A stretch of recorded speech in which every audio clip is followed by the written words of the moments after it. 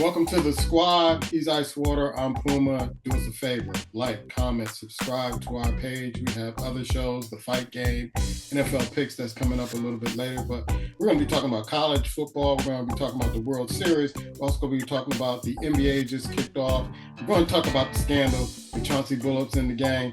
Also, we're going to be talking some NFL football. And I'm going to say it's going to be my last second shot, but I want to wish Jane Kennedy a happy birthday. Love you, girl. Love you, girl. Love you, girl. Remember CBS Sports and football. And I used to love watching the pregame football just for Jane Kennedy. Herb Cross and all them, Musburger, give me Jane Kennedy. But anyway, let's talk college football, man. You got Ohio State still holding on to that number one spot with a 7-0 record, followed by Indiana. They're the truth, as well as Texas A&M. They're the truth. They put out LSU and also put out their coach. Alabama, number 4, Georgia, number 5. Ole Miss is number 7, but before them, you have Oregon, number 6. You have Georgia Tech, number 8, Vanderbilt, Miami, BYU. I've been watching them. I haven't been saying anything about them, but I'm not sure if they're a strong enough team. They may get in that wild card, but they're flash and dash. But I don't know if they have the weight to handle some of the bigger teams.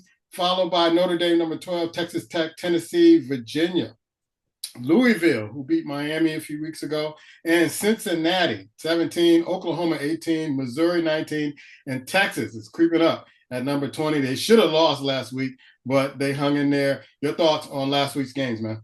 Man, it's all over the place. The one that perhaps that shocked me the most was the way that Texas A&M was able to manhandle and take down LSU.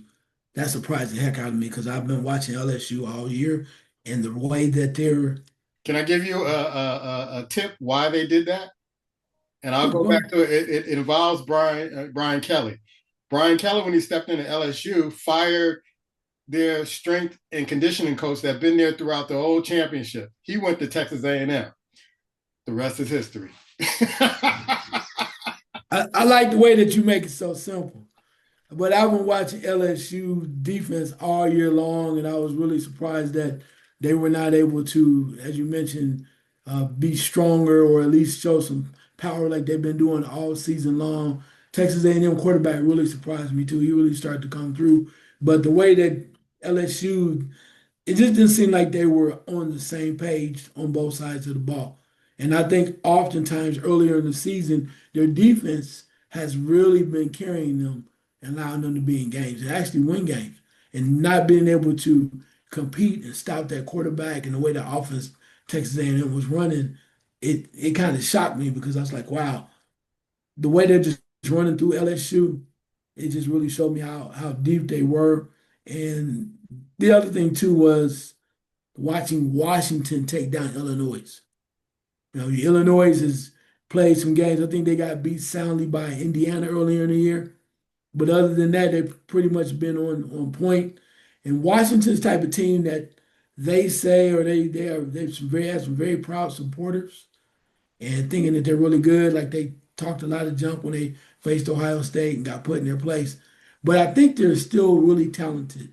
We go back over to the quarterback's decent. Go back to the wide receiver, the son of David Boston, putting up big numbers out there as well, former Ohio State Buckeye. So we watched them very closely. But certain games, it just kind of made you just turn a crazy eye to certain things. But I don't know. Some of these coaches, I will hold on to something else for probably my last second shot. I'll probably be over the place, but it's been very interesting this college football season so far.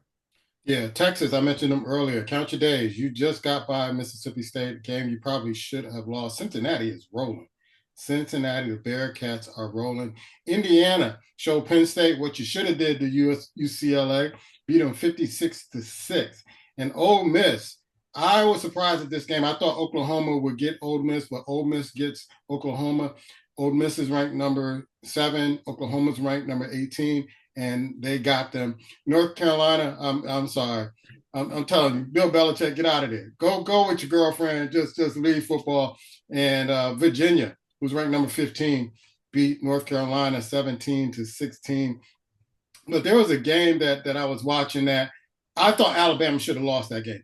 And South Carolina made some critical mistakes down the stretch that give Alabama a chance to win that game. And I was really shocked that they let them come back in South Carolina to beat South Carolina. And so Alabama showed me a lot.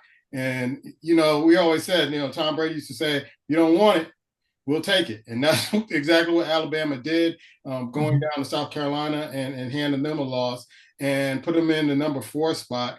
Vanderbilt is a team that a lot of people are really kind of sleeping on. They're not really paying attention to. They're the highest ranked since, I think, 1937.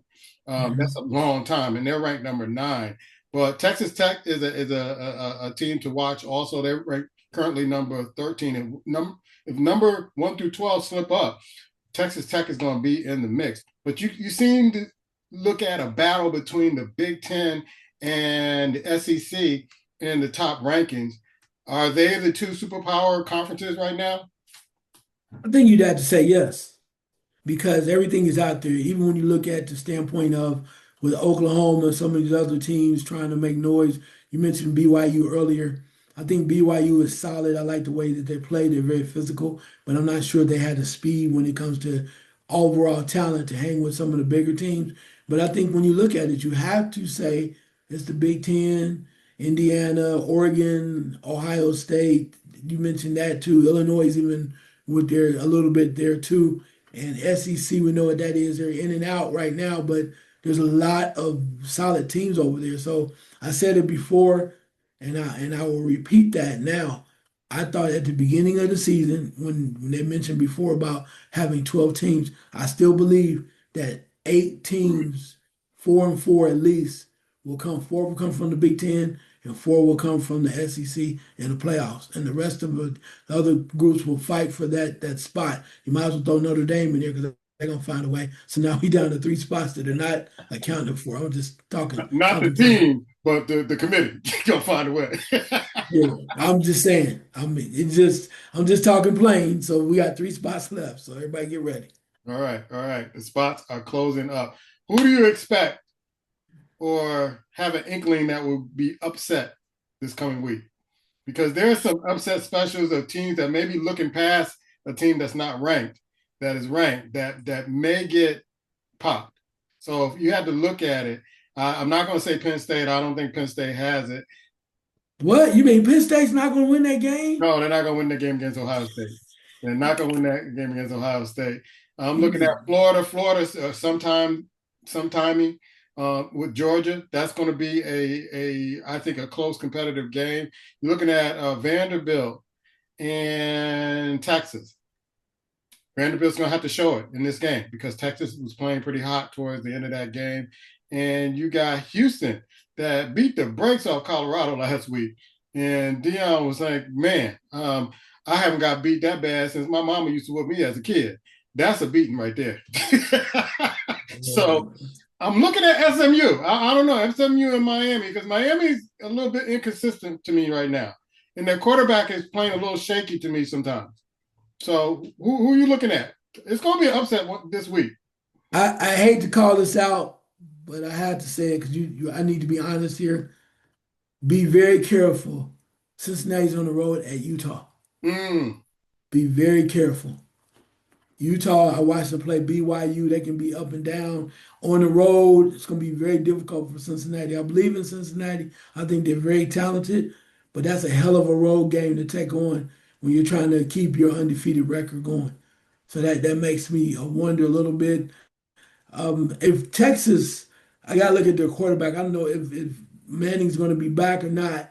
Them versus Vanderbilt, I would kind of be looking at that too. But I don't know. I just have to look at it and see one way or the other. But Texas versus Vanderbilt could be very close, depending who's there. And you mentioned Florida. Who's Florida playing this week? Georgia, number 5. And so and Florida is what are they ranked? They're not ranked. So you think Florida can beat Georgia? I think it's an SEC battle, and that on any given Saturday, it can happen. I'm also looking at Ole Miss and South Carolina. South Carolina gave Alabama all they can handle. So I'm also looking at that one. I'm also looking at the Tennessee-Oklahoma game, see what's going to happen there, and Nebraska at USC. USC is ranked 23. Nebraska's not ranked. it could be some. I wouldn't bet anything on this weekend because I'm not sure. These games look. I mean, they look appetizing to put a parlay on, but you'll lose everything trying to put a parlay on some of these games because you never know. They're right in the midst of their conference play, and they're trying to get into a bowl game if they can't get into the playoffs. And what better way to upset and ruin a top contender season by just beating them, and that's your bowl game. That's your national championship game, taking them out of the playoff picture. I will say one other, you might have mentioned before, there's a strong possibility I think that Oklahoma can beat Tennessee. Yeah. I believe that because of the factor that Tennessee's been shaky up and down, even though they're at home, and the way that they're coached in tight games has shown me that he is very suspect in finishing games and doing what they need to do to win games. I would not be surprised if Oklahoma was to take them down. So it should be interesting from that standpoint. Let's go to the other college story that we were texting back and forth yesterday. I said I was not surprised. Matter of fact, I predicted it a few years ago on this show. Please check the archives. When Brian Kelly went to go coach LSU after he messed up at Notre Dame, I said that LSU got duped. This is your fault, LSU, because you got conned. You got conned with this guy who says he's a football coach, and he has no accountability, and he's walking away with, I think he's going to be making $800,000 a month in that package. And I mean, he ain't sad about it because he's going to probably dupe somebody else into hiring him. But I knew that wasn't going to last. And now LSU, you set your program back about 5-7 years, unless you get lucky. You set your program back about 5 or 7 years. Now, every other coach who taken that position as coach at LSU has won a championship.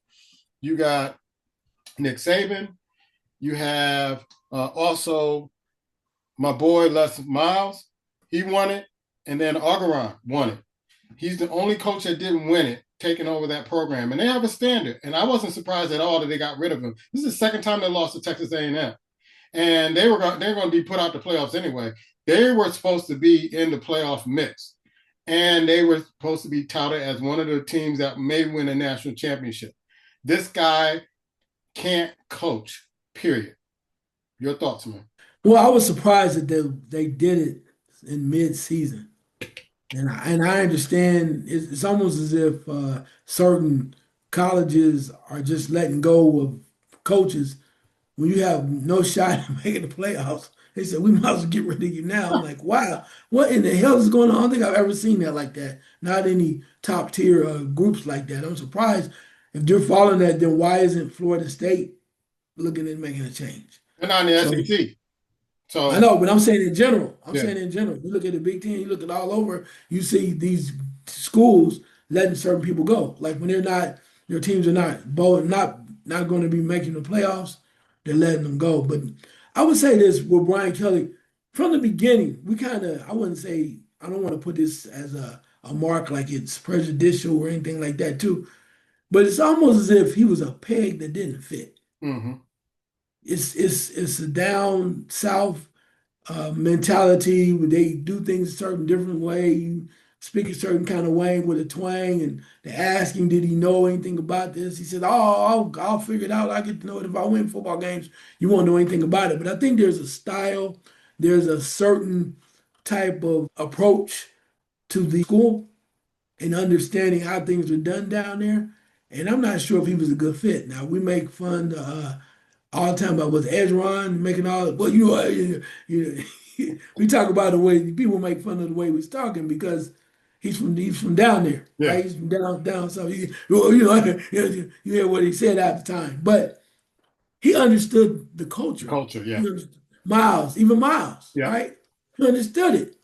Brian Kelly was almost like it was almost like he was so worried about getting his hair done, then his hair fixed or his hair processed, than he was about winning football games. And I don't think he ever really understood what it took in the culture. He's more of a Notre Dame type of Stanford type of guy, and I don't want to throw him in a box, but it's just what it is. But to go down there like that, you got to understand the culture, you got to understand the people, and you got to also, I think, understand how to recruit players.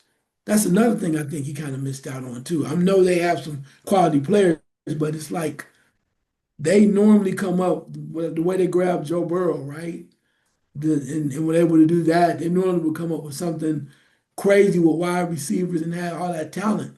And they were very talented defensively, but offensively, you kind of shake your head a little bit, even though everybody was rallying to the point of their quarterback early on.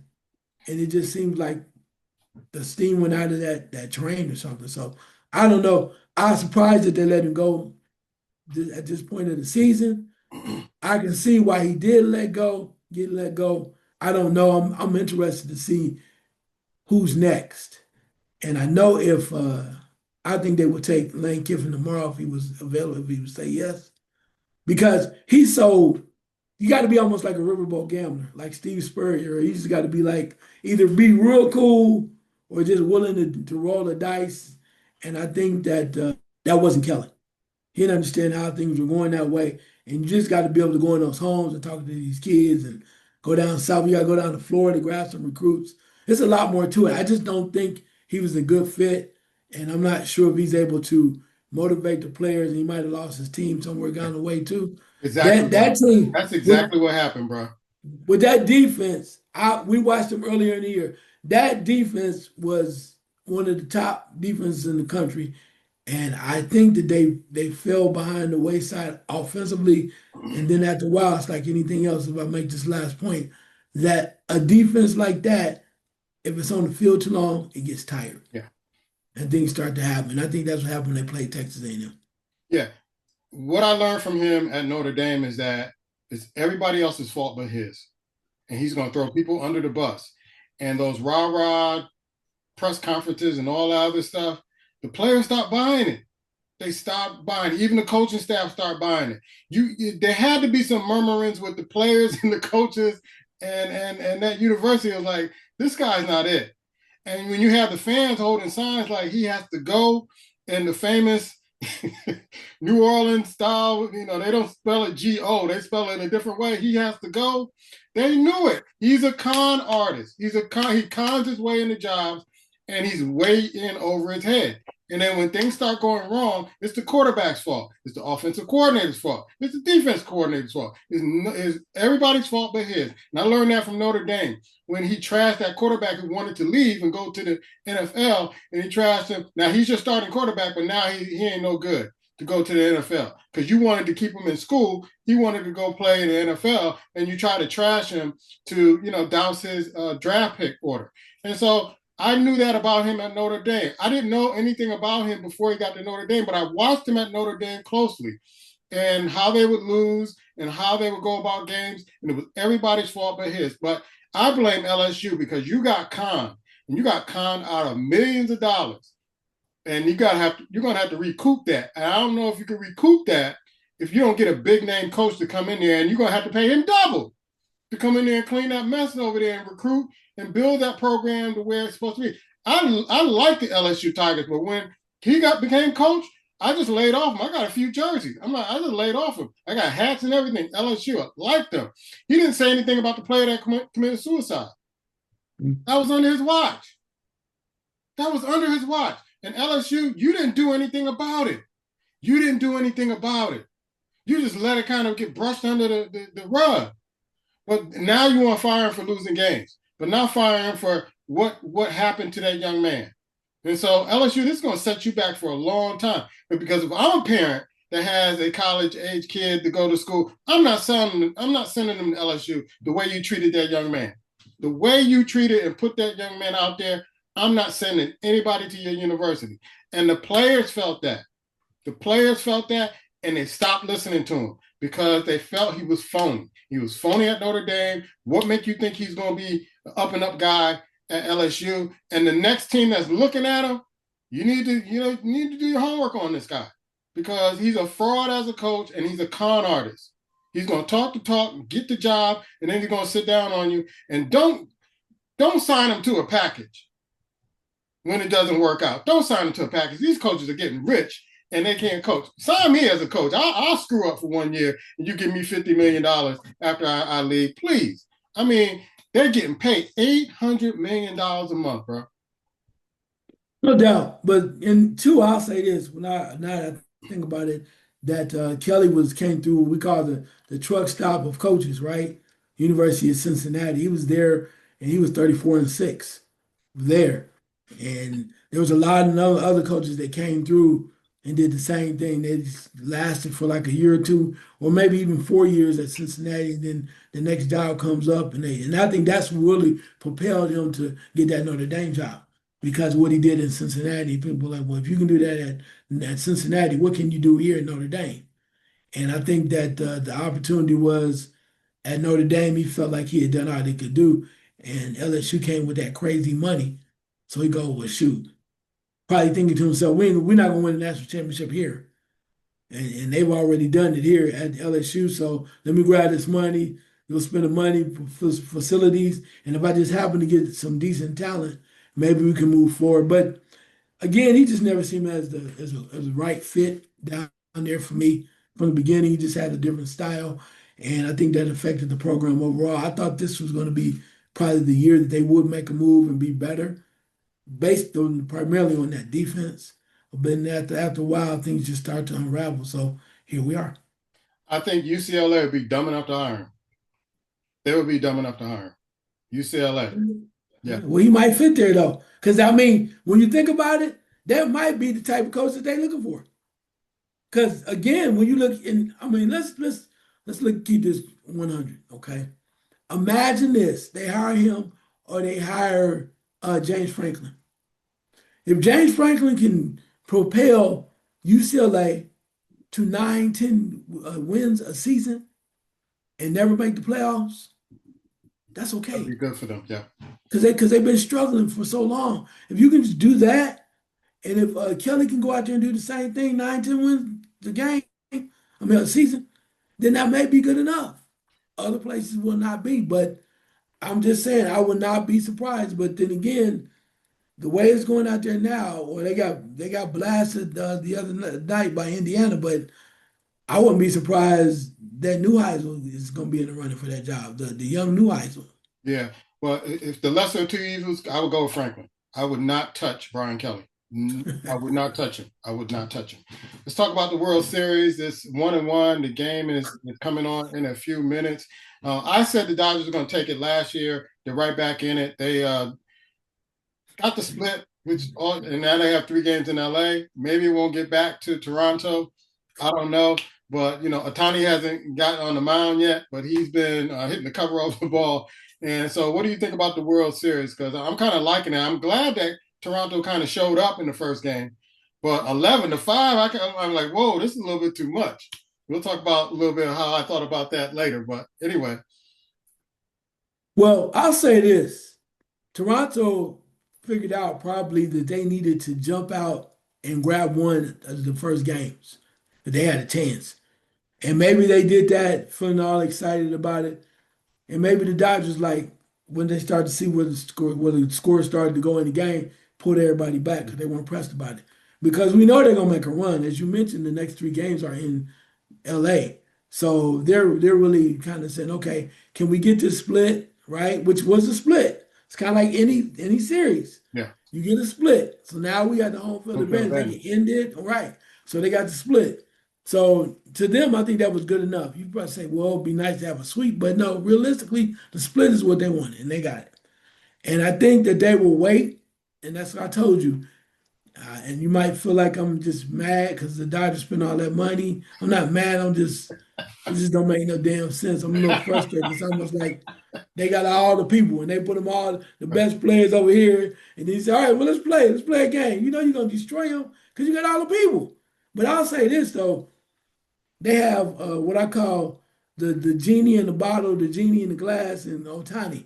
So as you said, he has not pitched yet. They played 2 games, only so many games left.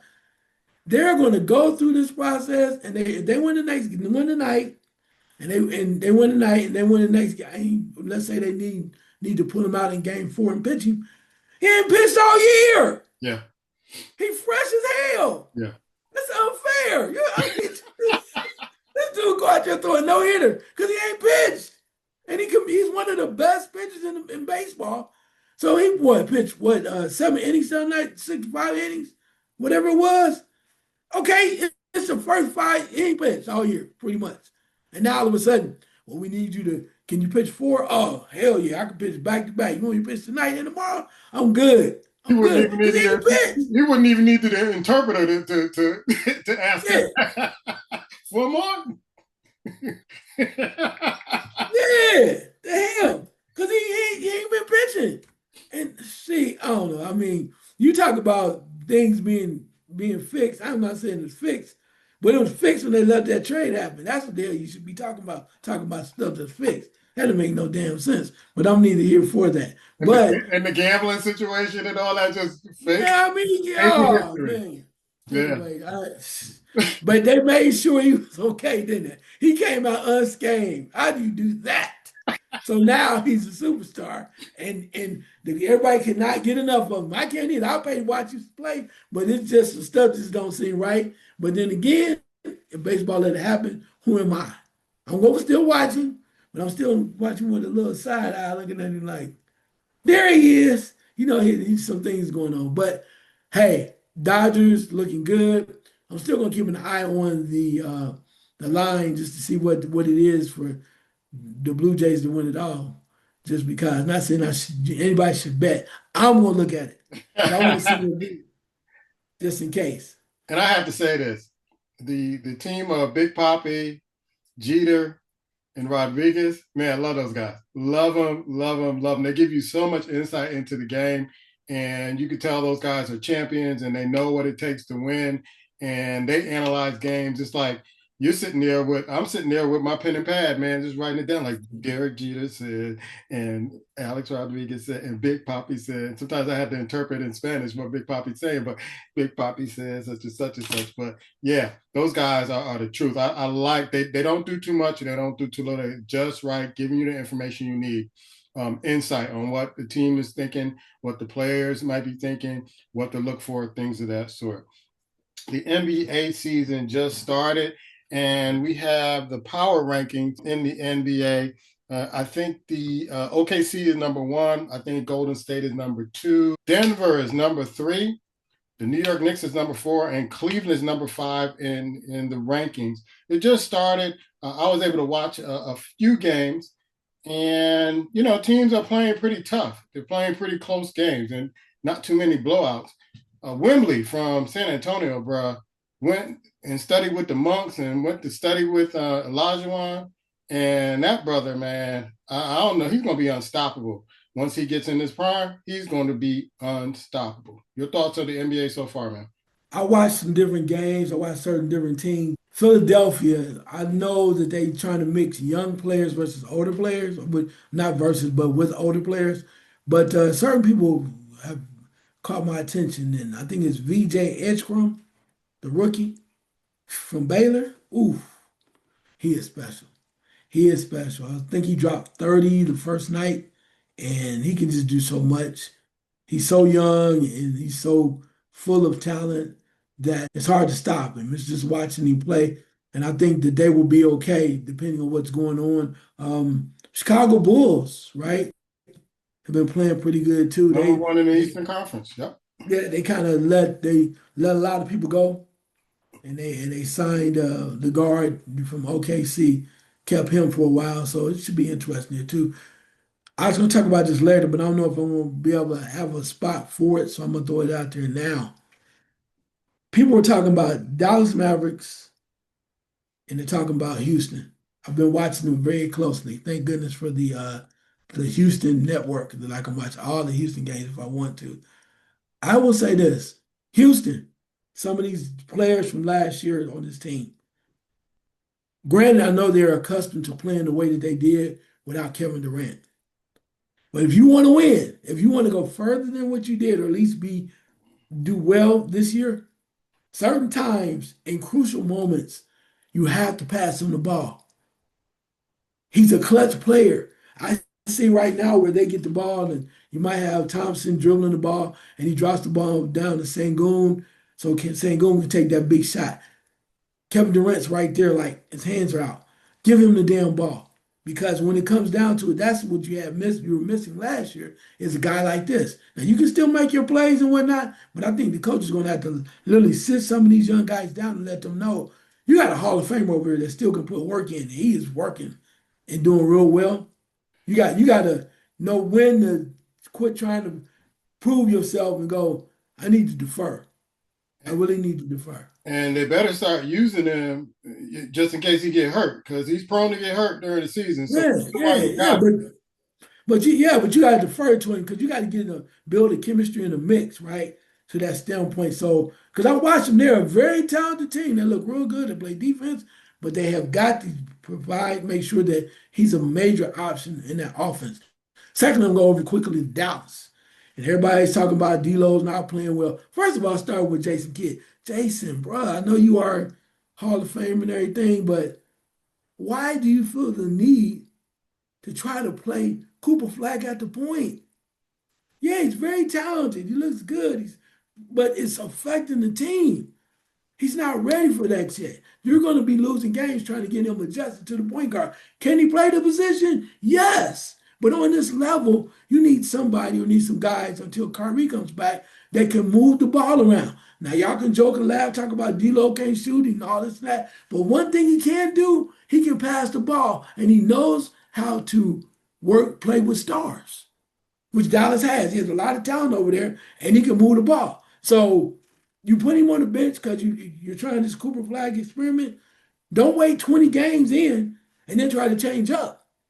You got too much damn talent over there. He's an amazing player. I love Cooper Flag. He can do a lot of things, but he's not a damn point guard. Not at the level that you need this team to be. And I guarantee you, you try to do that now and let Kyrie come back. Kyrie, boy, man, you don't get your ass down there on the paint. Kyrie will put him in his place. But Jason, come on, bro. You costing games because you're trying to prove a point, you should have worked on that during the exhibition season. This is the real games now. You got to do what's best for the team. And I like Cooper, but Cooper Flag should not be the point guard. Yeah.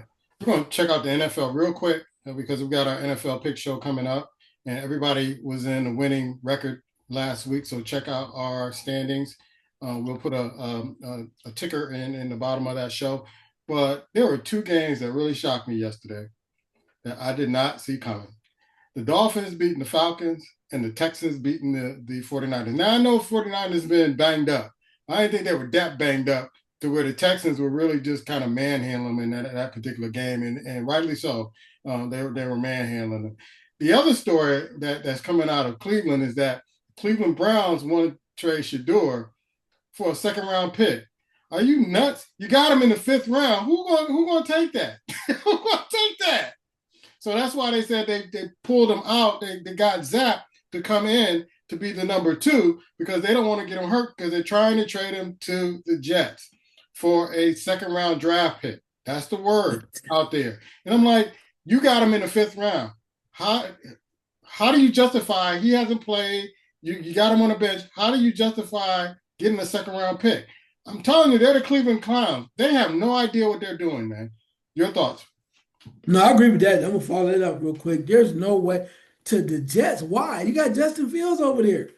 This is something where they said Shedeur did not want to be a backup. So, I mean, he might be better than Justin Fields once he gets out there, but I'd rather go to New Orleans, somewhere like that, where he can be a starter and get some things like that too.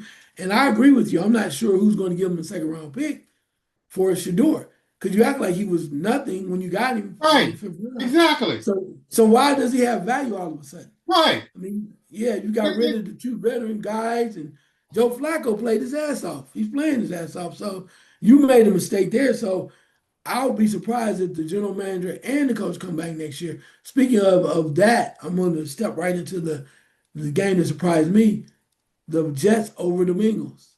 Yeah, they weren't supposed to win that one. No. Now, the Bengals did everything they could. They were moving the ball, Flacco moving, running back, running real nice. And it seemed like it was really set up for the Browns, for the Bengals to win the game. And then all of a sudden, I don't know, they went into halftime and a lot of people were down on Glenn as the coach. But I'm here to tell you, the offensive coordinator is full of treason. He is trying to sabotage his team. Now, I know that Justin Field makes some bonehead plays at times, and the offensive line is sometimes light But this game, the last time when they played against the Bengals, they came to play. And Justin Fields was running for his life. He did whatever he had to do to try to secure the victory. And so much to the standpoint of they ran a damn near running back option where the running back threw a touchdown in the end zone to win the game. And they went for two, and they were always going for two, but this time they made it count. So I want to give kudos to the coach Glenn for this win and definitely Justin Fields. Justin Fields played his butt off. He gave you everything that he had. He was got emotional at the end of the game. He said he was there, he was in the closet crying. He had the prayer warriors going for him. The dude was all in. And he got one. I don't know if they're gonna win another damn game. But kudos to him because you talk about a football player that laid it all out there on the field, buddy. He did it. And I'm happy for him. And I hope it improved for him, especially without your top receiver in Garrett Wilson. There's so many things that were going on. And maybe it was they played for the heart and the love of the loss of Nick Mango. May he rest in peace, former Jet and former Hall of Famer Jet as well. But they put it out there on the line in Cincinnati and got it done. Yeah. So what's on your mind, son? You want me to ask my question that's on my mind? Oh, for sure, please. Now, I said a long time ago, sports have been categorized as sports entertainment, which means that the powers that be can dictate who wins, who loses, and they can kind of be the Wizard of Oz behind the screen to give you, a show and entertain you instead of the best man wins sometimes. Now, we just came off the Chauncey Billups kind of story where, man, I want the mafia. Let's see who the mafia guys are that's behind this. But this has been going on for a long time. They just got caught. And I looked at Gilbert Arenas weeks ago, and I said, we're gonna pay attention to this story where he got popped, and then he said, I'm not going back to jail. I'm going to snitch. And then a few months later, the FBI bureau come out with all these guys, and they're going back to 2019. The FBI moves very slow. 2019, 2018, all these kind of stories that they have. And Gilbert, count your days, man, because if you snitched on all these guys, which people think you did because you said you were going to snitch, that's a quote. That ain't allegedly. That's what you said. You got Chauncey caught up in it, a few players, and you watch these games. I've watched games where I put bets on parlays where I've seen players stop scoring as soon as they're getting close to their parlays. LeBron James, Anthony Edwards, Kyrie Irving, all these guys. I mean, it's countless amount of times where I'm like, and I hear my buddies who do the same thing. Like, what is he doing? Why is he passing the ball? He's been scoring all game. What is he doing? They need a shot. They're missing free throws, fumbling the ball, or turning the ball over. And my thing is, and I've been saying this for a long time, I've been called the conspiracy theorist on this show plenty of times. Now all this stuff is coming through. Players have been talking about it. Bubba Smith talked about it in the Super Bowl back when in the Jets, where everybody was saying there was no way the Jets were supposed to win that game, and all of a sudden the quarterback can't throw the ball, he can't see, he back in the pocket, he can't find the receivers open. And there was a good friend of mine who told me that when he was in college, one of his boys who was connected to people in the betting game came down to a southern state where they were going to a university and was like, put all your money on Willie Joe during that game. So players have been telling us about this. Referees have been telling us about this. Matter of fact, they nabbed a referee not too long ago for questionable calls. This is happening. And so that's why I don't get excited about sports anymore, because I think the fix is in some of these games, especially to get the fans excited, get them all worked up, and then kind of pull the rug out from under them. I've been saying this for years. I had a cousin who used to say he didn't watch NBA basketball, and he's like, hey, the NBA's fixed. That was back in the 70s. So they're getting caught now. People don't want to go to jail. Your thoughts, bro? Man, look. I know.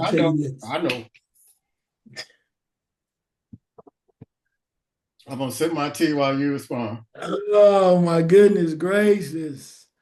All I can tell you is this. I understand. I hear where you're coming from. I know there's a lot out there. Now, I will admit, to a point, to a minuscule, to a point that I can see where you're coming from with all that's happening, right?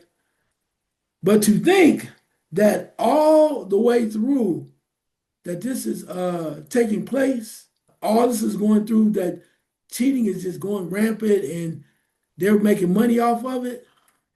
I don't know if I could buy it. And fixing games, the whole game. Now, wait a minute, the points at the end with the parlay, yeah, I get that. No, Maybe okay, they go, okay, hey, okay. I go with that. Okay, it's like, well, yeah, you can slow down now.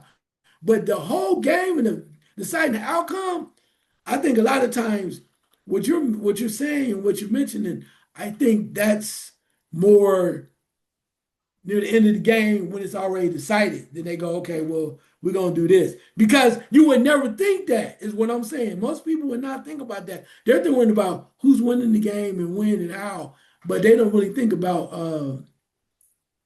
the point of the parlays and he didn't get that last bucket or something like that too. But the overall game, I got a problem with. I do think there are times where, like in basketball, where certain players get calls, right? They Mm-hmm. get more calls than others. I agree with Referee that. who used to call everything on Right, 2v3.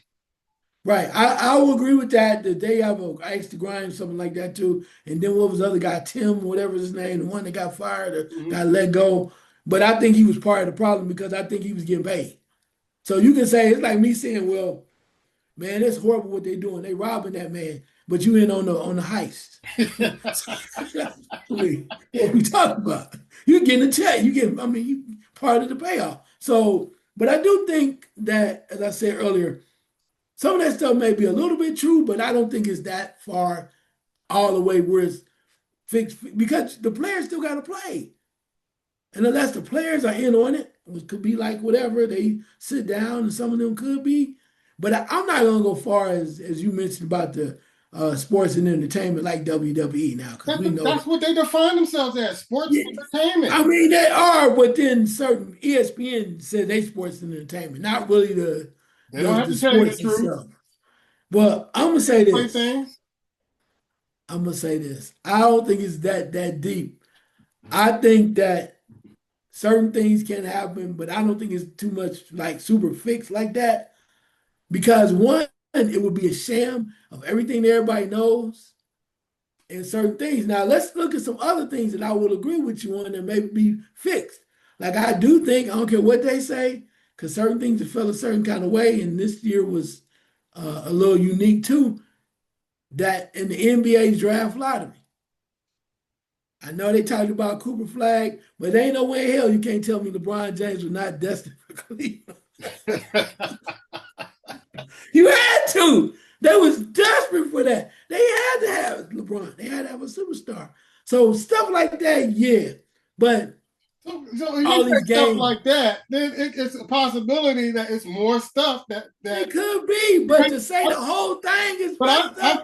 I think we're so caught up in the fantasy of sports Oh and the way man. we grew up and us thinking, like Santa Claus and the Easter Bunny. Oh, Don't tell me this. This is not true because I've been believing this all my life. I stopped believing in that a long time ago because of these players that keep coming out and saying this and saying this and saying, hey, it's scripted. This is what we were told. This is what we did in Super Bowls and championship games. Now all of a sudden, college athletes can bet on games now. What the hell is that?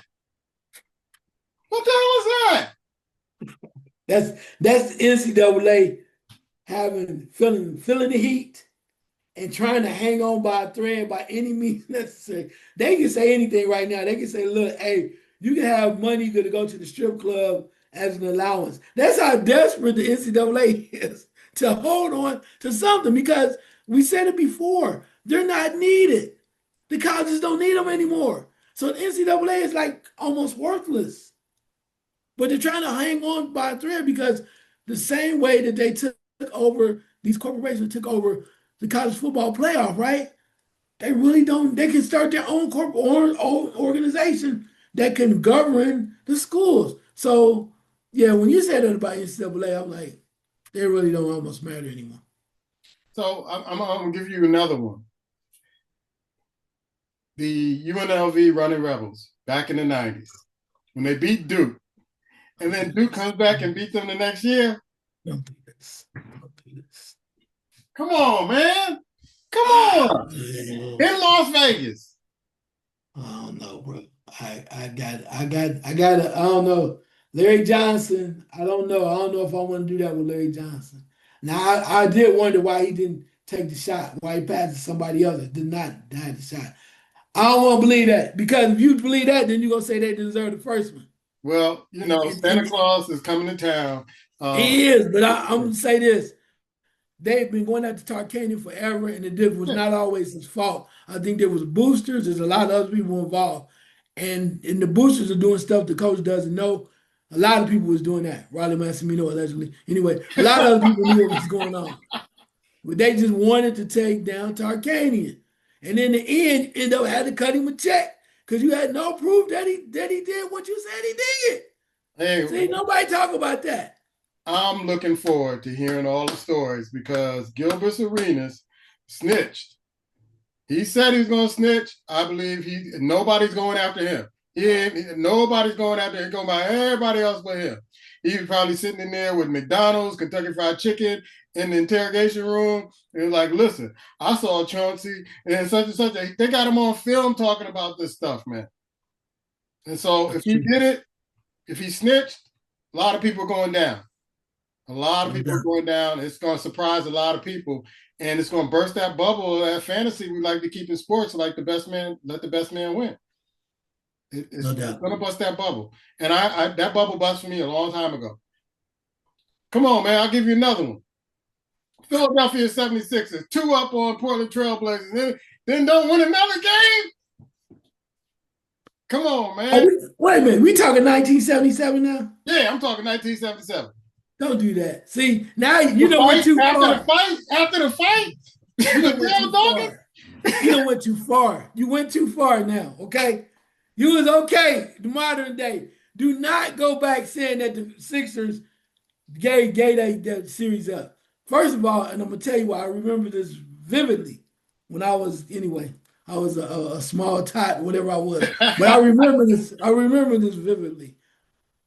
The Philadelphia 76ers in 1977 were a dysfunctional team. They were loaded with talent. They were dysfunctional. And the coach didn't know what to do with them at the time. Who was the coach back then? Was it Gene Shue, Billy Cunningham? Billy Cunningham. He didn't know what to do with those guys. So I'm going to run this through you since you brought this back. They were dysfunctional. You had Julius Erving.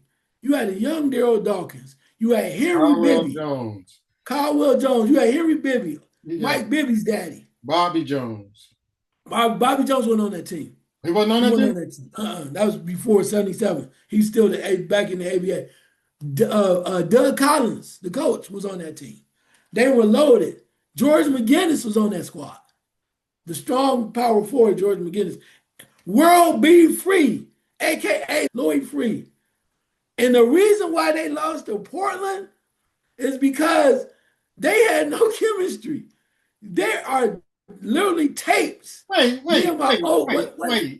How did not have any chemistry to get to the championship game and go up to you had chemistry, but near the end, you egos, bruh. Egos. And I'm going to tell you why. My old roommate, Mike Redd, would tell you back at Wilberforce, we used to watch these tapes. And the tapes they showed, Philadelphia 76ers had a 2-on-1 break or a 3-on-1 break. It is Lloyd Free with the ball and Dr. J filling the lane.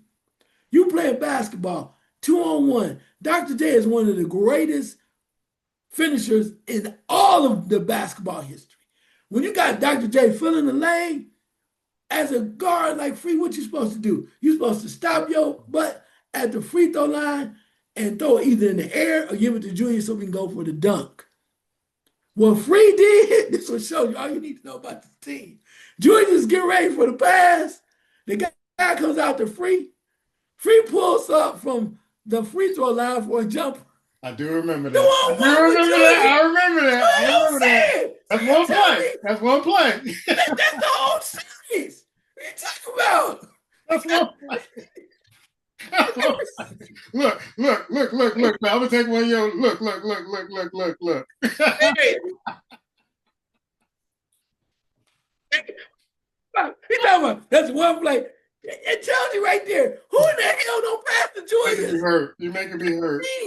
That's the whole series. And you wonder why they lost with a nice That's organized one play, team. bro. That's It's the one whole series. Jack Ramsey had his guys together. You know, I know this like the back of my mind. You had Johnny Davis was on that squad from University of Dayton out of Detroit. Maurice Lucas, Yeah. Bill Walton. Was Hollins on Uh, that team? I think Hollins was on that team. Yeah. Yeah. So they were just a team that just played real well and they played together and they did all kind of stuff. But they did not have the talent. But they played well together. But to sit up here and go, that team had they just started playing. They didn't really want to try to win. That's why I had to go get Moses. Because all them dudes were selfish. All right, man. All right. We got I'm just saying yourself one play. That's the whole damn series. Okay, we gotta get ready to get out of here. Last second shot, man. You know, mess me up. I got to go run. Oh my God. Last second shot is going to be about rest in peace to George Atkinson, the last member of the Soul Patrol, a group of ragtag, hard-nosed, tough guys in the secondary that played for the Raiders back in the day, along with Jack Tatum, so many others, where they would make bets about bounties, about trying to hurt people. And no, it wasn't by the time with the Daryl Stingley hit, right? Y'all need to really look at that and understand what happened. That was kind of a freak accident, but I'm just going to digress on that. But they were really some tough, angry dudes that put some punishment on people and made people really quiver when they came to catch the football. Rest in peace to these were legends back in the day, and that's how football was played. I know it might be seen as very violent today, but that's how it was. And that's the respect they commanded on the field. So rest in peace, sir. I know you and Jack Tatum are having some hell of a stories, laughing and things, and may you both rest in peace. One quick story. Ahmad Rashad said this when they were playing. He was playing with the Minnesota Vikings back in the day, number 28. And he was saying how the Oakland Raiders came into town one day and they came to this bar where they all hung out at. And everybody was quiet in the bar. They was kind of like on edge because the Raiders were there. But when the Raiders got up and left, there was a closet door and the exit door right next to each other. He said that the Raiders all opened the closet door and walked into the closet door like they were exiting. He said nobody laughed. Everybody was quiet. He said they all walked out the closet, walked out the exit. Nobody still laughed. They were all quiet. He said about a half hour to 45 minutes later, you heard somebody snicker, but nobody laughed out loud because they were that afraid of the Raiders. My last second shot goes to Jane Kennedy. I wish her a happy birthday. And a lot of the women that are in sports and doing commentating and out there in the football field and the basketball courts owe homage to Jane Kennedy. She was a groundbreaking reporter and used to be on CBS NFL Sports in the mornings, and she did justice to that particular job. And she got a lot of interviews that probably a lot of the guys couldn't get because she was so pretty that the guys who want to be interviewed by her. And she had an illustrious career, and she just have a book out. I plan on getting the book out where she talks about all the people she met.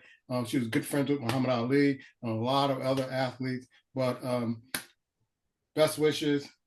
Have many more, Queen. Have many more. You are owed a lot by these. Matter of fact, some of these women need to give you part of their check for what you did and the groundbreaking things that you did as a journalist. That's our show. We'll catch you later.